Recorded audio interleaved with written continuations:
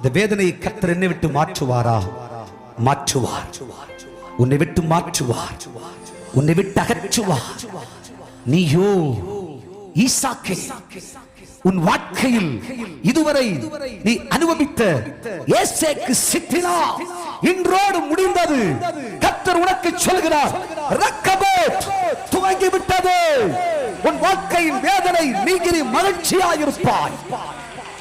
உன் குடும்பத்தில் எதை இழந்தாயோ, எதனால் வருத்தப்பட்டாயோ, எதனால் வேதனைப்பட்டாயோ, அந்த வேதனையை கர்த்தர் உன்னை விட்டு அகற்றி ஏசேக்கு சித்தினா உன்னை விட்டு மறைந்தது.